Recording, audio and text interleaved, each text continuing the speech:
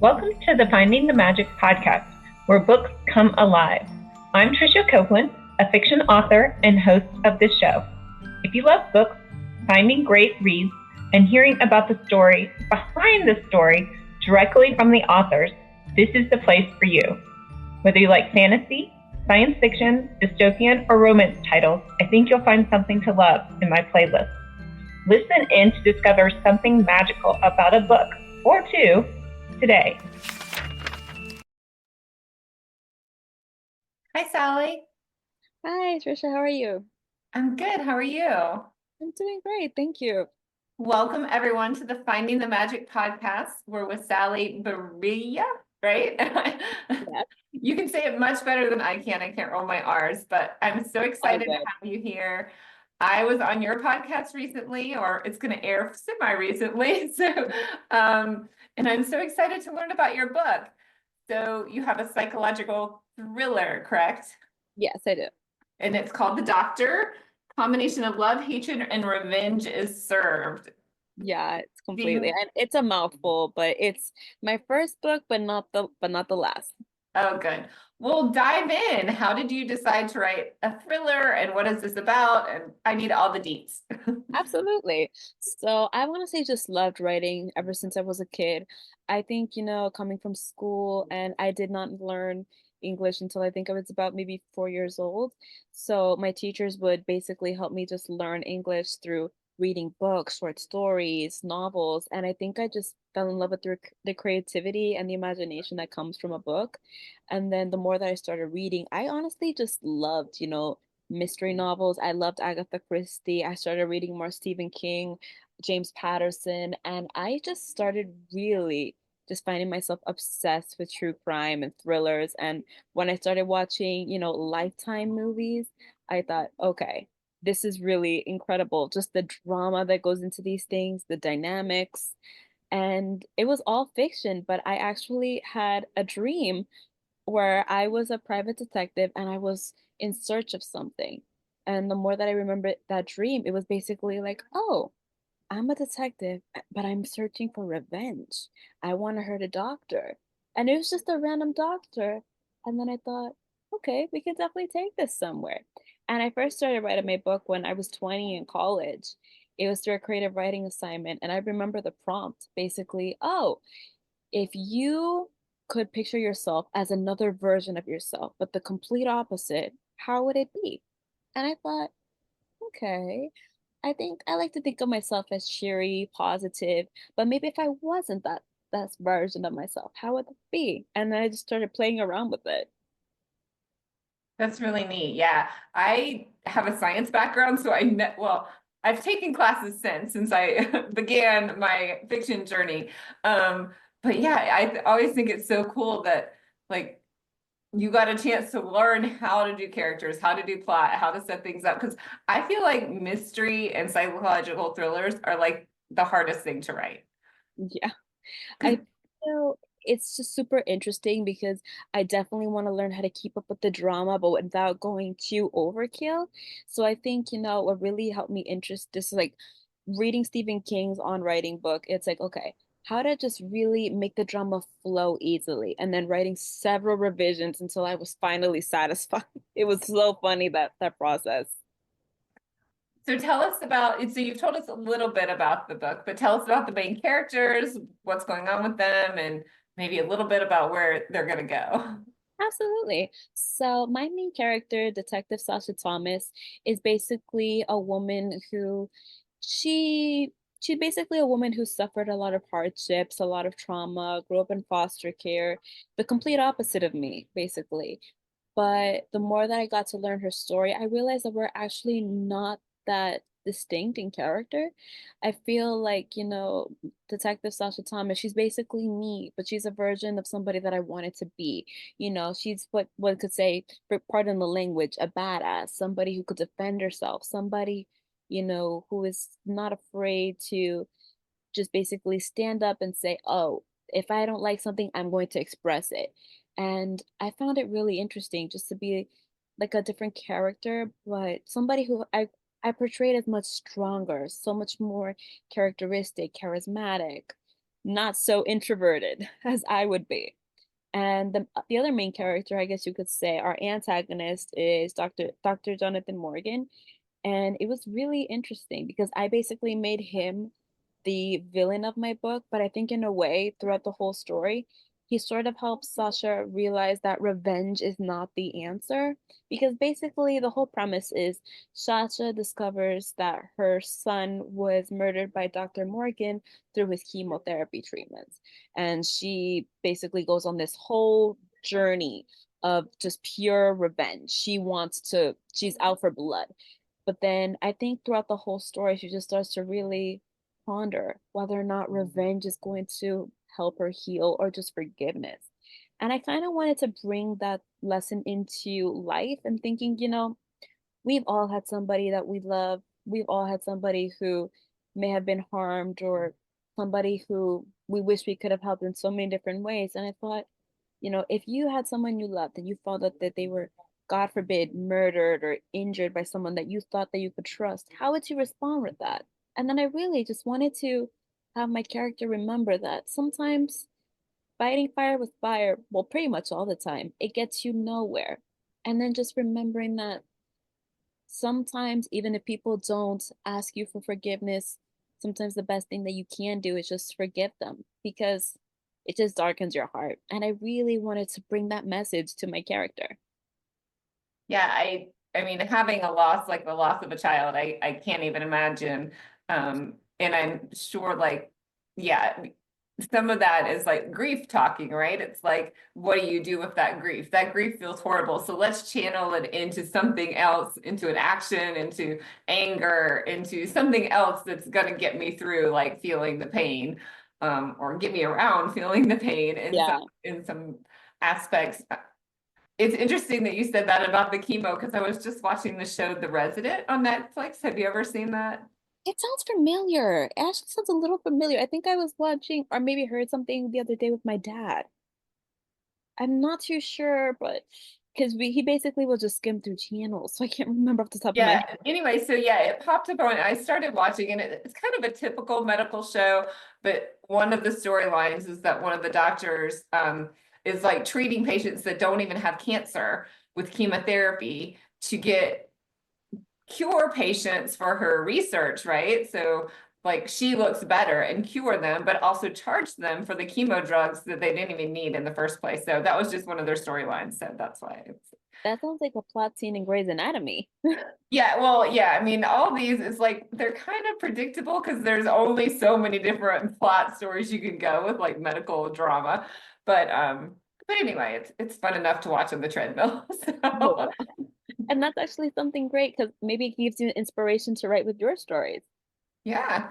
Anyway, I thought I was just it was just interesting the similar like storyline there. How Okay. long did you take to write your novel?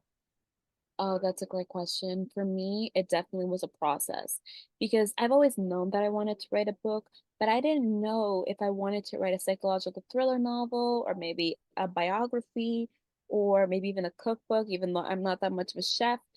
But I knew that I wanted to write a book one day, but I wasn't exactly sure what the genre was going to be.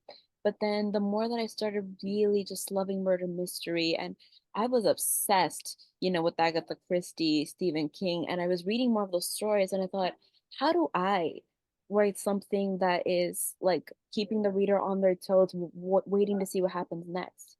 And when it was a creative writing prompt in class, I remember in college, it was really just super interesting. It was actually very thought-provoking that if I could picture myself as another version of myself, someone who looks like me but is not exactly the same, how would that character be?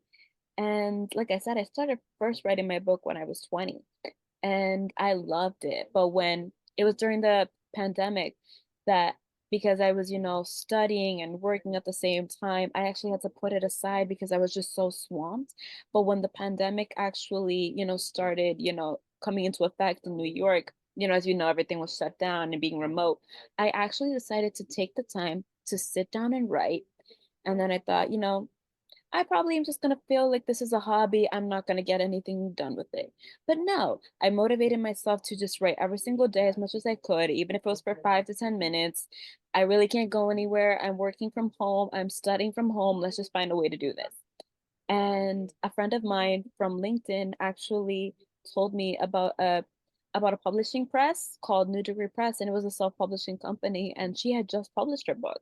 And I thought, okay, let's see what the opportunities are. And I got more motivated to write the book because I thought, even if I have to pay for it, I still want to be able to publish it. It may not be a bestseller, but I still want to be able to publish a book.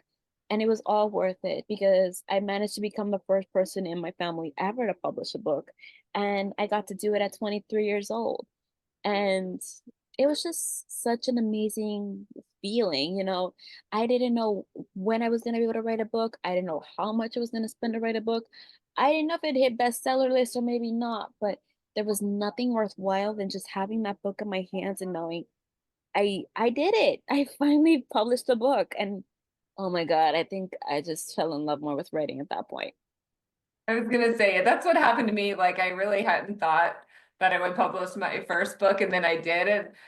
Then I missed writing, and I needed to write more, and so it just snowballed from there. So, well, kudos to Exactly. you for doing that, like while you're going to school and while you're working too. I mean, when I was going to school and working, like I didn't have any extra time, and all the books I couldn't even read because I was just reading my school textbooks all the time. So, I double know. kudos. I think I honestly I was an English major in college, basically an English honors major, but specializing in creative writing. So I literally had to read so many different books.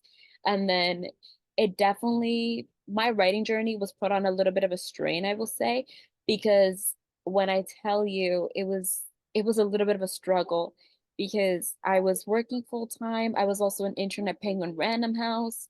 I was interning, I was working, I was studying. I thought, okay, I'm gonna have to put my writing journey on hold for them.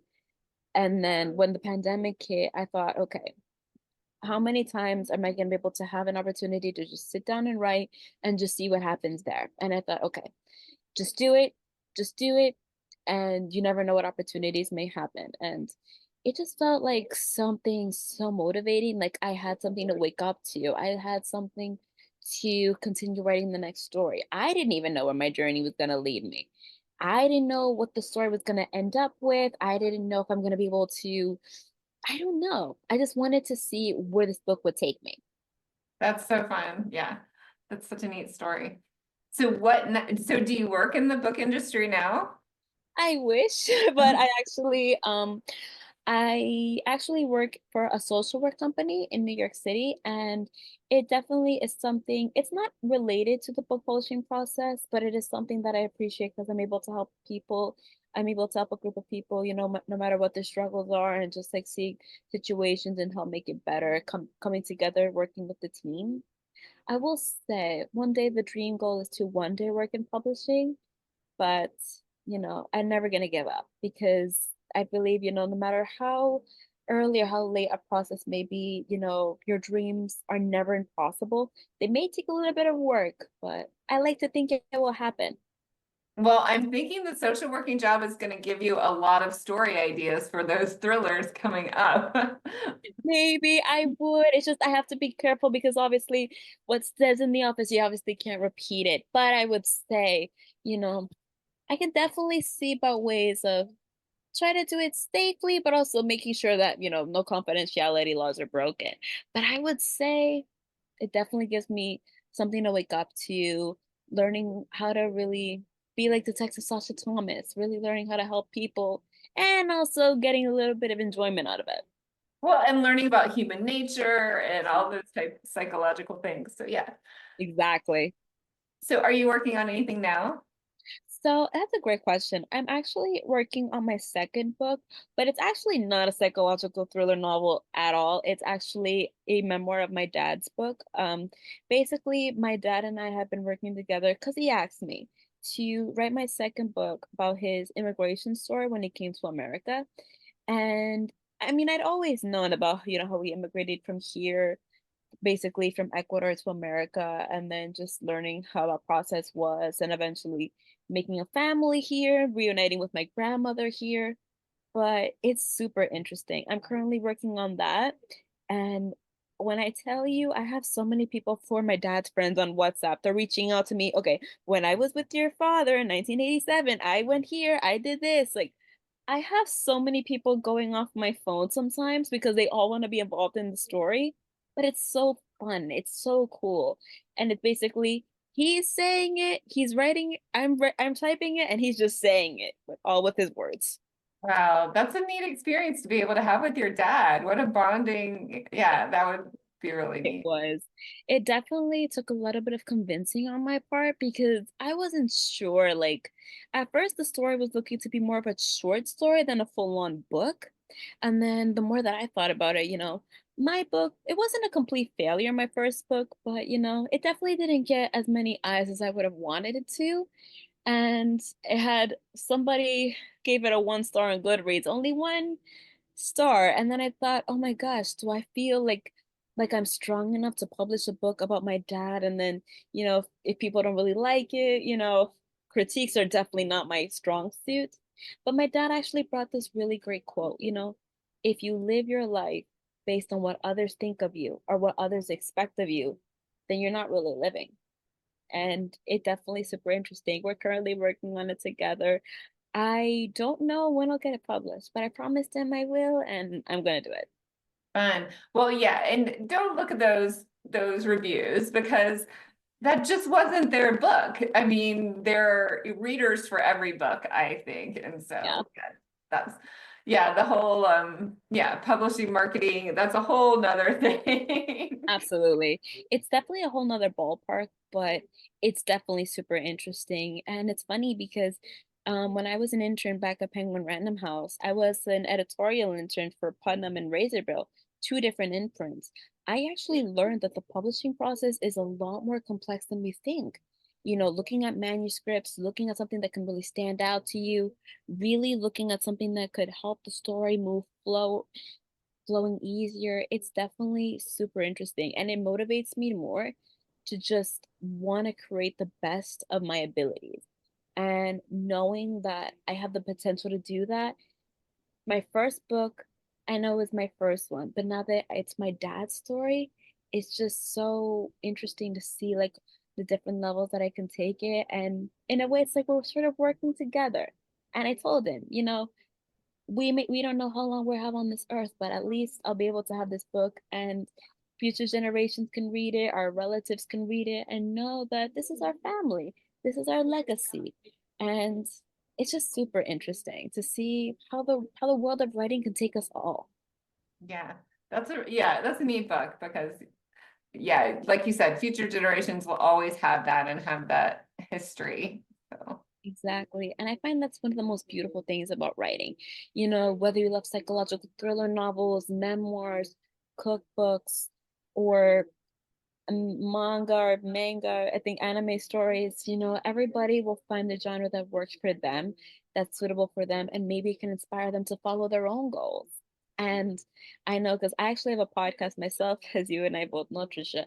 I get to meet so many different authors just like yourself, and they get to explain to me, their writing journeys, their backgrounds, their motivations, and it's so inspiring to see like how many people were able to juggle being full-time parents or full-time, working wherever they were doing, traveling and being able to accomplish so many things. And it's so admirable just to see like from so many authors like yourself, just how how your writing journeys have taken you. And I actually inspired to be like that one day.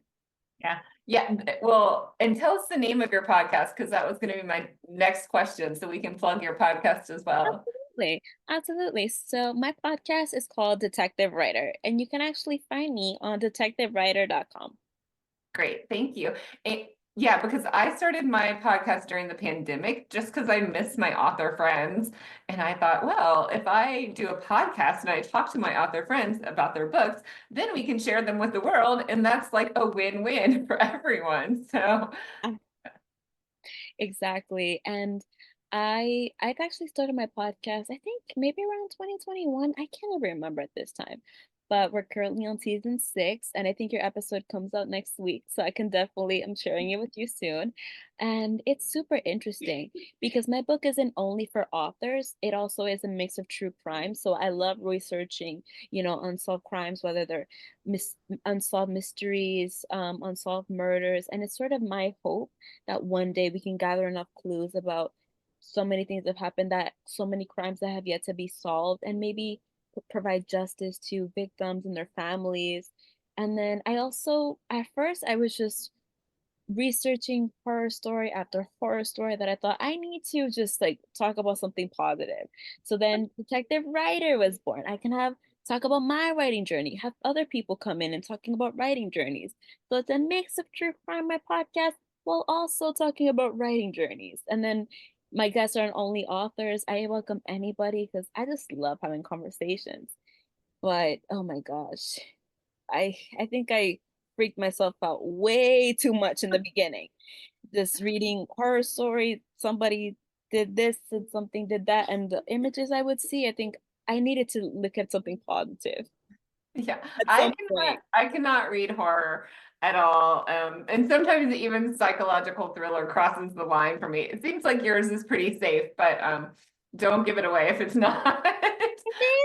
But actually, it was interesting that you say that because I initially wanted to go full out gory with my story, but because I was working with a publishing press, they did have a limit or certain restrictions. So you couldn't go too gory, no erotica. You also cannot reference very strong drug uses or be very descriptive with certain things. And then I thought that's actually okay because I just want to see how this first book goes. I didn't want to just make it completely like unreadable for teens. But I would say, yeah, it was a better option to just like be not too gory, but maybe just like say, okay, it happened, but I don't have to go into descriptions. Right. Well, and if the premise of the story is about her journey of forgiveness and acceptance and her getting over her grief, then I'm not sure that you need like a hack Yeah. scene. And then actually, it's funny because my dad actually said, "Oh, are you sure you're never gonna write like a book that's just like does make you bone chilling?" I thought, I don't know. We're writing your book now. Do you have anything bone chilling to mention? Absolutely not. Any skeletons in the closet? Not that I know of, but it's just like it's a whole different ballpark this time because the first book, it was all from my ideas, it was all from my motivations, but I definitely just want to be careful because this time around it's things that actually happen. It's people who actually want to be in this story and tell me, okay, this and that happened. There's so many stories to juggle, and it's so funny this time Yeah, around. and it's his voice too. Like you want to kind of capture that person's voice. Actually, especially because he's literally talking as I'm typing this. So I want to make sure that, I do the man justice. And then it's so funny because my mom doesn't really think, oh, it's just a book. It's not really gonna happen. I said, oh, you just wait. I will make this work. I took 3 years to publish. I will do it again if I have to. Yeah, I can tell that you're that person that's going to get things done. So I have no doubt about that. I think it's the New Yorker in me. I have this mindset that I don't want to give up so easily. I'm not the best person when it comes to getting out of my comfort zone, but I know that I've always had a goal to want to be an author and I've been able to do it. I know that I want to make my family proud and I want to do it. And I want to basically just I don't know how long I have to live, but I want to be able to live it the best way that I can and continue knowing that no matter what happens, I'm proud of being able to know that I don't want to give up unless I've tried at least once. That's a really cool message. But okay, so if you do like thrillers and horrors, you're gonna love one of my guests who's coming up. JD Barker was on my show, Cool. and he writes, well, he used to be a ghostwriter for James Patterson, Dean Koontz. But now he writes with them, and he has this novel coming out it's based on he lives in the New England, I think on an island or something like that. Um, anyway, in Massachusetts, off the coast of Massachusetts. But he said there's like this house, like that he can see from his house that has always been nobody's lived in it for forever, and there's all of these stories and ghost stories about the house being haunted. And so he wrote a book about that house, and you can enter a giveaway to win a night to sleep in the house. Isn't that freaky? But yeah, so and he like he knows Dean Koontz. All these huge authors he writes with, I was like, oh, thank you. I was fangirling totally because I was so excited. But he also, like, the Bram Stoker's family had him write like the Dracula backstory that Bram Stoker had originally written. It was very cool. So, and of course, I'm a major vampire person. So yeah, so check that one out when it comes out in a couple of weeks. I definitely will. Thank you. Yeah, and the link to the giveaway is there. So if you want to spend a night in a haunted house, then that would be it. Maybe because I don't even like doing haunted houses during Halloween. Oh. I am the kind of person that, oh my God, if I have to do a jump scare, I'd rather have a jump scare in dignity. I know that makes no sense, but it's like, oh my God. I think because we live in the day and age of cameras, I don't want to end up on someone's Instagram or TikTok as the lady who screamed nonstop. It's so crazy. Yeah, I guess that's always it could be a problem or an issue. My light I just know, but I actually just find it super interesting. And hey, maybe get out of my comfort zone. Give me something to travel to. there you go. And maybe you can take a friend with you that will help you not be so scared. I definitely will. I definitely will because I don't know what it is. I can watch I think a horror film. I can watch a horror movie, but only in the daytime. I'm not a big fan of watching anything past 9 p.m. or 8 p.m. and in total darkness. And I know Oh. the whole thing is to watch, in total darkness, what the scariest lights happen. As much as I love murder mystery, I need to sleep and I won't be able to sleep. So it's not fun for me.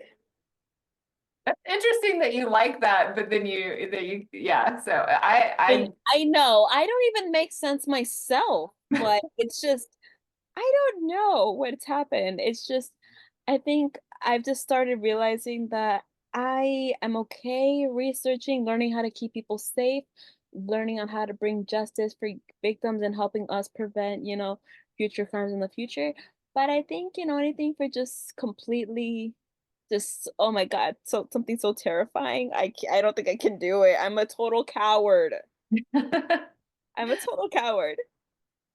well, we will be excited with your memoir coming out. Tell everyone where they can find you and your book, The Doctor. Absolutely. So you can always find me on my website, Detective Writer. That's www.detectivewriter.com. And you can also find my book, my blog, my podcast, and my socials are all there. Oh, great. Thank you so much. And thank you for being here. Thank you so much for having me. It's honestly so great to be able to talk to you again, Trisha. And I will actually send you over the links soon when your episode comes out. So I honestly hope to have you back soon. I hope to come back here. Great. Of course. Yes. When your next book comes, we'll definitely have you back. Absolutely. Stay tuned when it comes out, but it will. Good. Thank you so much. Have a great one. Congratulations. Thanks. Bye. Thank you. Bye.